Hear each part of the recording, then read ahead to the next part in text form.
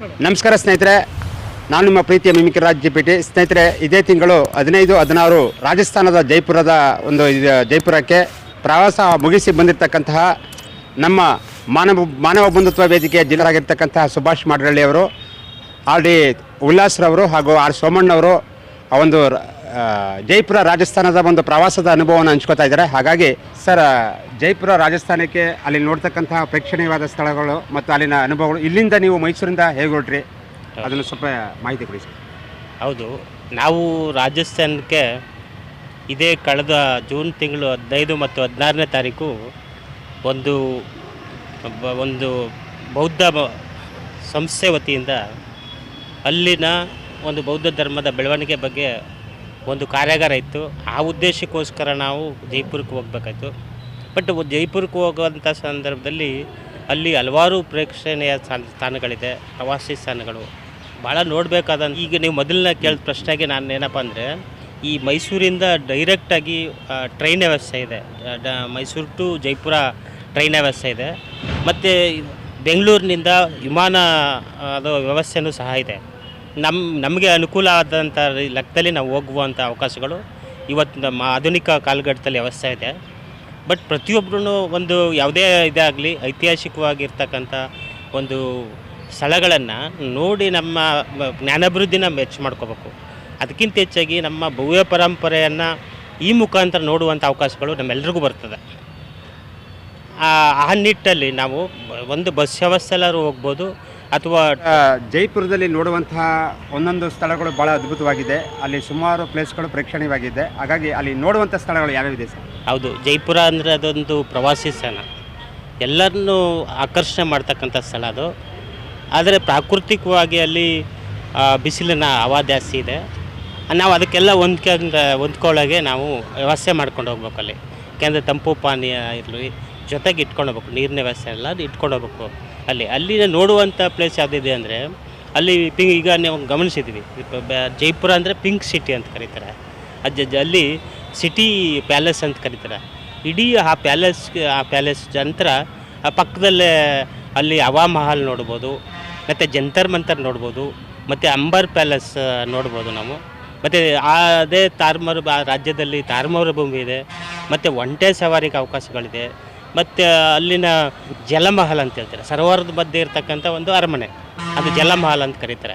ಈ ರೀತಿ ಹಲವಾರು ಪ್ರೇಕ್ಷಣೀಯ ಸ್ಥಳಗಳು ಅಲ್ಲಿದೆ. ಬಟ್ ನಾವು ಒಂದು ದಿನ ಪ್ರವಾಸ ಮಾಡೋದ್ರಿಂದ ಅತಿ ಹೆಚ್ಚು ನೋಡೋಕ್ಕಾಗಲಿಲ್ಲ ಅಲ್ಲಿ. ಮತ್ತು ಗಾರ್ಡನ್ ಸಹ ಇದೆ, ಅಲ್ಲಿ ನೋಡುವಂಥ ಗಾರ್ಡನ್ ವ್ಯವಸ್ಥೆ ಇದೆ, ಮ್ಯೂಸಿಯಂ ಇದೆ, ಮುಬಾರಕ್ ಮ್ಯೂಸಿಯಂ ಇದೆ. ಇಷ್ಟೆಲ್ಲ ಪ್ಲೇಸ್ಗಳಲ್ಲಿ ನಾವು ಕೆಲವು ಪ್ಲೇಸ್ಗಳಿಗೆ ಮಾತ್ರ ಹೋಗಲಿಕ್ಕೆ ಸಾಧ್ಯ ಆಯಿತು. ನಾವು ಪಿಂಕ್ ಸಿಟಿ ಅಂತ ಯಾಕೆ ಕರಿತೀರಿ ಅಂತ ನೀವು ಮೊದಲೇ ಪ್ರಶ್ನೆ ಮಾಡಿದ್ರಿ. ಅದು ಯಾಕೆ ಅಂದರೆ ಸವಾಯಿ ಮಹಾರಾಜ ಅಂತಕ್ಕಂಥವನು ಇಡೀ ಆ ಒಂದು ಸಿಟಿಗೆ ಇಡೀ ಪಿಂಕ್ ಬಣ್ಣನೆ ಹೊಡಿಸಿರ್ತಾನೆ. ರಾಣಿಗೋಸ್ಕರ ಇಡೀ ಆ ಪ್ರದೇಶಕ್ಕೆ ಪಿಂಕ್ ಬಣ್ಣನೆ ಹೊಡಿಸಿರೋದ್ರಿಂದ ಅದನ್ನು ಗುಲಾಬಿ ಸಿಟಿ ಅಂತಲೇ ಇವತ್ತಿಗೂ ಕರಿತಿದೆ.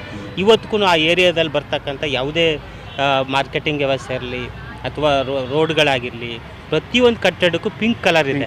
ಅದರಿಂದ ಅದು ಪ್ರಸಿದ್ಧಿಯಾಗಿರ್ತಕ್ಕಂಥ ಪಿಂಕ್ ಸಿಟಿ ಅಂತ. ಮತ್ತು ಅದಕ್ಕಿಂತ ಹೆಚ್ಚಾಗಿ ಜೈಪುರದ ಜನರು ಹೆಚ್ಚು ಆ ಗುಲಾಬಿ ಬಣ್ಣನ ಇರ್ತಕ್ಕಂಥ ಉಡುಪು ತೊಡೋದಾಗಿರಲಿ ಅಥವಾ ಇನ್ಯಾವುದೋ ರೀತಿಯ ವಧುವಿಕೆಗಳನ್ನ ಇದು ಮಾಡೋದಾಗಲಿ, ಯಾವುದೇ ಉಡುಪುಗಳು ಧರಿಸ್ಬೇಕು ಅಂದರೆ ಅವರು ಪಿಂಕ್ನ ಇಷ್ಟಪಡ್ತಾರೆ. ಹಂಗಾಗಿ ಅದು ಒಂದು ಮಹತ್ವವನ್ನು ಪಡ್ಕೊಂಡಿದೆ. ಮತ್ತು ಪಕ್ಕದಲ್ಲೇ ಇರ್ತಕ್ಕಂಥ ಹವಾಮಹಲ್, ನಾವು ಹವಾಮಹಲ್ಗೆ ಹೋಗಿದ್ವಿ. ಅದು ಭಾಳ ಸುಂದರವಾಗಿ ಮತ್ತು ಒಂದು ಆರ್ಕಿಟೆಕ್ಟ್ ಭಾಳ ಸುಂದರ ಇದರಿಂದ ಎಲ್ಲ ಮಾಡಿರ್ತಕ್ಕಂಥದ್ದು. ಅದನ್ನು ಪಕ್ಕದಲ್ಲೇ ಇದೆ ಒಂದು ಜಂತರ್ ಮಂತರ ಅಂದರೆ ಏನಂದರೆ, ಜಂತರ್ ಅಂದರೆ ಯಂತ್ರ ಅಂತ, ಮಂತರ ಅಂದರೆ ಲೆಕ್ಕಾಚಾರ ಅಂತ. ಆ ದಿನಗಳಲ್ಲೇ ಸುಮಾರು ಖಗೋಳ ವೀಕ್ಷಣಾಲಯ ಅಂತ ಕರೀತಕ್ಕಂಥ ಜಂತರ್ ಮಂತರ ಅಂದರೆ ಖಗೋಳ ವೀಕ್ಷಣಾಲಯ. ನಿಖರವಾಗಿ ರಾಶಿಗಳನ್ನು ಅಥವಾ ನಕ್ಷತ್ರಗಳನ್ನು ಎಣಿಸ್ತಕ್ಕಂಥದ್ದು, ಮತ್ತು ಸಮಯದ ನಿಖರವಾಗಿ ಸಮಯವನ್ನು ಹೇಳುವಂಥ ಒಂದು ವ್ಯವಸ್ಥೆ ಅವತ್ತಿನ ದಿನ ಇತ್ತು. ಇಡೀ ಇಂಡಿಯಾದಲ್ಲಿ ಅವತ್ತಿನ ದಿನ ಈ ಜೈಪುರದ ಜಂತರ್ ಮಂತರು ನ್ಯೂ ಡೆಲ್ಲಿ ಮತ್ತು ಮಥುರಾ, ಉಜ್ಜಯಿನಿ, ವಾರಣಾಸಿ ಈ ಎಲ್ಲವೂ ಸಹ ಖಗೋಳ ವೀಕ್ಷಣಾಲಯ ಇವತ್ತಿಗೂ ಇದೆ. ಆದರೆ ಇದು ದೊಡ್ಡದು, ಜೈಪುರದಲ್ಲಿರ್ತಕ್ಕಂಥ ದೊಡ್ಡದು. ಅದು ಭಾಳ ಆಟೋ ರಿಕ್ಷಾ ಭಾಳ ಸುಖಕರವಾದಂತಹ ಒಂದು ಆಟೋ ರಿಕ್ಷಾದಲ್ಲೂ ಕೂಡ ಹೋಗಿದ್ದೀರಿ. ಹಾಗಾಗಿ ಆಟೋ ರಿಕ್ಷಾದ ಅನುಭವ ಮತ್ತು ಒಂಟೆ ಸವಾರಿ ಅನುಭವ. ಹೌದು, ಭಾಳ ಖುಷಿ ಆಗ್ತಿದೆ. ಯಾಕಂದರೆ ಅಲ್ಲಿ ಬಿಸಿಲ ಹವಾ ಜಾಸ್ತಿ ಇರೋದ್ರಿಂದ ಅಲ್ಲಿನ ಆಟೋಗಳಲ್ಲಿ ಯಾವುದೇ ರೀತಿಯ ಸೈಡ್ ವಾಲ್ಗಳನ್ನ ಕಟ್ಟಿರಲ್ಲ. ಹಾಗಾಗಿ ಅದು ಇದು ವಿಶೇಷವಾಗಿ ನಮ್ಮ ಭಾಗಕ್ಕೆ ಹೋಲಿಸ್ಕೊಂಡಾಗ ಅದು ವಿಶೇಷವಾಗಿ ಕಾಣುತ್ತೆ. ಅದು ಒಂದು ಆಟೋ ಸವಾರಿ. ಅದರ ಜೊತೆಗೇ ಒಂಟೆಗಳು ಭಾಳ ಪ್ರಸಿದ್ಧಿಯಲ್ಲಿ ಅಲ್ಲಿನ ವ್ಯವಸಾಯಕ್ಕೂ ಸಹ ಅಥವಾ ಇನ್ಯಾವುದೇ ಸಾಗಾಣಿಕೆ ವಸ್ತು ಸಾಗಾಣಿಕೆ ಮಾಡ್ಬೇಕಾದ್ರೆ ಗಾಡಿಗಳು ತೊಗೊಂಡೋಗ್ಬೇಕಾದ್ರು ಒಂಟೆನೇ ಬಳಸ್ತಾ ಇದ್ದಾರೆ. ಅದು ಭಾಳ ವಿಶೇಷ. ನಾವು ಕೂಡ ಒಂಟೆ ಸವಾರಿ ಮಾಡಲಿಕ್ಕೆ ಅವಕಾಶ ಆಯಿತು ಅಲ್ಲಿ. ಭಾಳ ವಿಶೇಷತೆ ಅದು. ಅದಕ್ಕಿಂತ ಪ್ರಸಿದ್ಧಿಯಾಗಿ ಅಲ್ಲಿ ಅಂಬರ್ ಮಹಲ್ ಇದೆ ಅಲ್ಲ, ಅಂಬರ್ ಮಹಲು 12 ಆ ಬೆಟ್ಟ ಪ್ರದೇಶದಲ್ಲಿ 12 ಕಿಲೋಮೀಟ್ರ್ ವಿಸ್ತೀರ್ಣದಲ್ಲಿ ಅರಮನೆ ನಿರ್ಮಾಣ ಆಗಿರ್ತಕ್ಕಂಥದ್ದು. ಅಲ್ಲಿ 12 ಜನ ಹೆಂಡ್ತಿರಿದ್ದಾರಂತೆ ಆ ರಾಜನಿಗೆ. ಅವ್ರನ್ನ ಒಬ್ಬರು ಇರೋತಕ್ಕಂಥದ್ದು ಇನ್ನೊಬ್ರಿಗೆ ಗೊತ್ತಾಗಬಾರ್ದು ರೀತಿ ಇರಿಸ್ಕೊಂಡಿದೆ ಅಂತಕ್ಕಂಥದ್ದು ಅಲ್ಲಿ ಪ್ರತೀತಿ. ಮತ್ತು ಅಲ್ಲಿನ ವಿಶೇಷವಾದಂಥ ವಾದ್ಯ ಮೇಳ ಅಲ್ಲಿ ನಡೀತಕ್ಕಂಥದ್ದು. ಇವತ್ತಿಗೂ ಸಹ ಅಲ್ಲಿ ಅವ್ರ ವಂಶಿಕರು ಅಲ್ಲಿ ಜೈಪುರದಲ್ಲಿದ್ದಾರೆ. ಭಾಳ ಖುಷಿ ಆಗ್ತಿದೆ.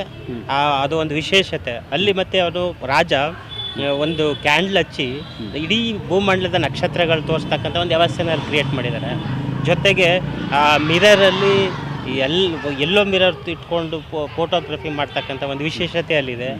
ಈ ಎಲ್ಲ ವಿಶೇಷತೆ ಅಂಬರ್ ಮಹಲ್ ಇದೆ. ಅದರ ವಿಶೇಷತೆ ಇನ್ನು ಅದಕ್ಕೆ ಪ್ರಮುಖವಾಗಿ ಏನಪ್ಪ ಅಂದರೆ ಅಲ್ಲಿ ಒಂದು ದಾರಿಲಿ ತಪ್ಪಿದ್ರೆ ಹೆಚ್ಚು ಕಡಿಮೆ 2 ಕಿಲೋಮೀಟ್ರ್ ಮತ್ತೆ ಜೈನ್ ಆಗಬೇಕಾಗುತ್ತೆ. ಅಷ್ಟು ಅಂಥ ಸೀಕ್ರೆಟ್ ಪ್ಲೇಸ್ಗಳನ್ನು ಅಲ್ಲಿ ಮಾಡಿರ್ತಕ್ಕಂಥದ್ದು. ಭಾಳ ಸುಂದರವಾದ ಪ್ಲೇಸು. ಅದರ ಹೊರ ವಲಯದಲ್ಲಿ ನೀರಿನ ವ್ಯವಸ್ಥೆ, ಸರೋವರದ ವ್ಯವಸ್ಥೆ ಎಲ್ಲ ಮಾಡಿರೋದ್ರಿಂದ ಭಾಳ ಪ್ರಸಿದ್ಧಿಯಾದ ಮೌಂಟೇನ್ಗಳು, ಬೆಟ್ಟ ಗುಡ್ಡಗಳು, ಅದು ಮೌಂಟನ್ಗಳೆಲ್ಲ ಇದೆ, ಎಲ್ಲ ಇದೆ. ಅದು ಅದು ಏನಪ್ಪ ಅಂತ ತಾರಬೊಂಬಿ ಅಲ್ಲಿ ಪ್ರಸಿದ್ಧಿ. ಜೈಪುರ ಅಂದಾಗ, ರಾಜಸ್ಥಾನ ಅಂದಾಗ ತಾರಬೊಂಬಿ ಪ್ರಸಿದ್ಧಿ. ಹಾಗಾಗಿ ತಾರಬೊಂಬಿಲಿ ನಾವು ಒಂಟೆ ಸವಾರಿ ಮುಖಾಂತರ ನಾವು ನೋಡುವಂಥ ಅವಕಾಶಗಳು. ಅಲ್ಲಿನ ಹವಾಗುಣ ಹಾಗೆ ಹವಾಗುಣ ಅಂತೇನು, ಅದು ನಮ್ಮ ದಕ್ಷಿಣ ಭಾರತಕ್ಕಿಂತ ಒಂದಷ್ಟು ಬಿಸಿಲಿನ ತಾಪ ಜಾಸ್ತಿ ಇದೆ ಈ ಕಾಲಘಟ್ಟದಲ್ಲಿ. ಯಾಕಂದರೆ ಜೂನ್ 21ಕ್ಕೆ ಮಕರ ಸಂಕ್ರಾಂತಿ ಕಳೆದು ಇದು ಇದೆ, ಉತ್ತರಾಯಣದಿಂದ ಮತ್ತೆ ದಕ್ಷಿಣಕ್ಕೆ ಸೂರ್ಯ ಕ್ರಮಿಸೋದ್ರಿಂದ ಮುಂದೆ ಚಳಿ ಜಾಸ್ತಿ ಆಗುತ್ತೆ ಅಲ್ಲಿ. ಇವಾಗ ಬಿಸಿಲಿನ ತಾಪ ಜಾಸ್ತಿ. ನೀವೆಲ್ಲ ನೋಡುವಂಥ ಪ್ಲೇಸು. ಎಲ್ಲರೂ ಜೈಪುರಕ್ಕೆ ಹೋಗಿ ಹವಾ ಮಹಲು, ಮ್ಯೂಸಿಯಮ್ಮು, ಇನ್ನಿತರ ಪ್ಯಾಲೇಸು, ಜಲಮಹಲ್ ಎಲ್ಲ ನೋಡುವಂಥ ಅವಕಾಶಗಳಿದೆ. ಹೋದ್ರೆ ಭಾಳಷ್ಟು ಇದಾಗುತ್ತೆ. ಸರ್, ಕೊನೆಯ ಪ್ರಶ್ನೆ ಸರ್, ನಮ್ಮ ಕರ್ನಾಟಕದಲ್ಲಿ ಮೈಸೂರು ಅರಮನೆ ಅದು ಸರ್ಕಾರದ ಒಡೆತನದಲ್ಲಿ ಇಲ್ಲ ಅಂತ ಕಾಣುತ್ತೆ. ಇಲ್ಲ, ಅದು ರಾಜರ ಒಡೆತನದಲ್ಲಿದೆ. ಹಾಗೆ ಅಲ್ಲಿ ಹವಾ ಮಹಲು ಅಂತ ನೀವು ಹೇಳಿದ್ರಲ್ಲ ನೋಡಿ, ಅಲ್ಲಿ ಒಂದು ಮ್ಯೂಸಿಯಮ್ಮು, ಮಹಲ್ಗಳು ಯಾವುದು ಒಡೆತನದಲ್ಲಿದೆ ಸರ್? ಅಲ್ಲಿ ರಾಜರ ಒಡೆತನದಲ್ಲಿದೆ. ರಾಜರ ಒಡೆತನದಲ್ಲೇ ಅಲ್ಲಿ ಅರಮನೆಗಳ ನಿರ್ವಹಣೆ ಮಾಡ್ತಕ್ಕಂಥದ್ದಿದೆ. ಮೈಸೂರು ಇದೆ ಇವತ್ತಿಗೂ ಸಹ. ಸರ್ಕಾರ ಸಣ್ಣ ಸ್ವಾಧೀನಕ್ಕೆ ತಗೋಬೇಕು ಅಂದಿದ್ರು ಮೇಂಟೈನ್ ಮಾಡ್ತಾ ಇದೆ. ಆದರೆ ಅಲ್ಲಿ ಇವತ್ತಿಗೂ ಕೂಡ ರಾಜ ಕುಟುಂಬಗಳನ್ನೇ, ರಾಜವಂಶಿಕರನ್ನೇ ಅದನ್ನು ನಿರ್ವಹಣೆ ಮಾಡ್ಕೊಂಡು ಹೋಗ್ತಾ ಇದ್ದಾರೆ. ಭಾಳ ಪಾರಂಪರಿಕವಾಗಿ ಕಟ್ಟಡನ ಉಳಿಸಿದ್ದಾರೆ. ನಮ್ಮ ಭವ್ಯ ಪರಂಪರೆಗೆ, ಭಾರತದ ಭವ್ಯ ಪರಂಪರೆಗೆ ರಜಪೂತ ವಂಶದ ರಾಜರುಗಳು ಕೊಡುಗೆ ಕೊಟ್ಟಿದ್ದಾರೆ. ಮಾಧ್ಯಮದಲ್ಲಿ ಮೊಘಲರ ಕಜ್ಜಿ ಇವರೆಲ್ಲರ ದಾಳಿಯಾಗಿತ್ತು ಅಂತಕ್ಕಂಥ ವಿಚಾರಗಳು ನಾವು ನೋಡ್ತೀವಿ. ಪದ್ಮಾವತಿ ಅಂತ ಒಬ್ಬ ರಾಣಿಯ ಬಗ್ಗೆ ಮೋಹಗೊಂಡು ಅಲ್ಲಿ ಇದಾದಂಥದ್ದು ನಾವು ಕೇಳಿದ್ವಿ. ಇವತ್ತಿಗೂ ಅದನ್ನು ನಾವು ನೋಡ್ಬೋದು. ಆ ಪ್ಲೇಸ್ಗಳನ್ನೆಲ್ಲನೂ ಪ್ರವಾಸ ಸ್ಥಾನ ಭಾಳ ಇದೆ. ನಾವು ಕರ್ನಾಟಕದಿಂದ ಬೀದರ್ನ ಗೆಳೆಯರು, ಮತ್ತು ಕಲಬುರಗಿ ಗೆಳೆಯರು, ಮೈಸೂರಿನ ಗೆಳೆಯರು, ನಾವು ಚಾಮರಾಜನಗರದಿಂದ ಹೋಗಿದ್ವಿ. ಎಲ್ರಿಗೂ ನಮ್ಗೆ ಭಾಳಷ್ಟು ಖುಷಿ ಆಯಿತು. ಸರ್, ಮೈಸೂರಿಂದ ನೀವು ಅಲ್ಲಿಗೆ ತಲುಪೋದು ಎಷ್ಟು ದಿನ ಆಗುತ್ತೆ ಸರ್? ಈಗ ಮೈಸೂರಿಂದ ಡೈರೆಕ್ಟ್ ಟ್ರೈನ್ ಇರೋದ್ರಿಂದ, ಮೈಸೂರು ಟು ಜೈಪುರಾಗಿರೋದ್ರಿಂದ ನಾವು ತೆಲಂಗಾಣ, ಆಂಧ್ರ ಪ್ರದೇಶ, ಮಧ್ಯಪ್ರದೇಶ ಮತ್ತು ಮಹಾರಾಷ್ಟ್ರ ಇವೆಲ್ಲ ದಾಟಿ ಹೋಗ್ಬೇಕಾದಂಥ ಒಂದು ಹೆಚ್ಚು ಕಡಿಮೆ ಒಂದು ಸೈಡ್ 2,000 ಕಿಲೋಮೀಟ್ರ್ ಆಗ್ಬೋದು. ಆ ಸೈಡಿಂದ 2,000 ಕಿಲೋಮೀಟ್ರ್ ಆಗ್ಬೋದು. ಅದರಿಂದ 2 ದಿನ ಬೇಕಾಗುತ್ತೆ ಹೋಗಿ ತಲುಪಕ್ಕೆ. ಮತ್ತು ಆ ಕಡೆಯಿಂದ ಬಂದು ತಲುಪಕ್ಕೆ 2 ದಿನ ಬೇಕಾಗುತ್ತೆ. ಟ್ರೈನಲ್ಲಾದರೆ, ವಿಮಾನದಲ್ಲಾದರೆ ನಾವು ಕೆಲವೇ ಗಂಟೆಗಳಲ್ಲಿ ನಾವು ಹೋಗಿ ತಲುಪತಕ್ಕಂಥ. ತುಂಬ ಧನ್ಯವಾದಗಳು ಸರ್. ಎಷ್ಟೋ ತನಕ ಒಳ್ಳೆ ನಿಮ್ಮ ಪ್ರವಾಸದ, ಜೈಪುರದ ಪ್ರವಾಸದ ನಮ್ಮ ಜೊತೆ ಹಂಚ್ಕೊಂಡ್ರೆ. ಹಾಗಾಗಿ ತಮಗೆ ನನ್ನ ತುಂಬ ಧನ್ಯವಾದಗಳು. ನಮಸ್ಕಾರ ಸರ್. ಧನ್ಯವಾದ. ನೋಡಿದ್ರಲ್ಲ ಸ್ನೇಹಿತರೆ, ರಾಜಸ್ಥಾನದ ಜೈಪುರದಲ್ಲಿ ಇವರು ಒಳ್ಳೆ ಪ್ರವಾಸವನ್ನು 15-16 ಇದೇ ತಿಂಗಳು 15-16ನೇ ತಾರೀಕು ಪ್ರವಾಸವನ್ನು ಕೈಗೊಂಡಿದ್ದರು. ಹಾಗಾಗಿ ಅವರು ಒಂಟೆ ಸವಾರಿ ಆಗಿರ್ಬೋದು, ವೃಕ್ಷ ಒಳ್ಳೆ ಅದ್ಭುತವಾದಂತಹ ಅನುಭವವನ್ನು ನಮ್ಮ ಜೊತೆ ಹಂಚ್ಕೊಂಡಿದ್ದಾರೆ. ಹಾಗಾಗಿ ಅವರಿಗೆ ನಾನು ತುಂಬ ಧನ್ಯವಾದಗಳನ್ನು ಹೇಳಿಸ್ತಾ ಕ್ಯಾಮ್ರಾಮನ್ ಎಚ್ ರಾಜು ಒಣೆಸೆಟ್ರುಂಡೆ ಹಾಗೂ ನಾನು ಮಿಮಿಕ್ರಿ ರಾಜು, ಧನ್ಯವಾದಗಳು ಸ್ನೇಹಿತರೆ, ನಮಸ್ಕಾರ.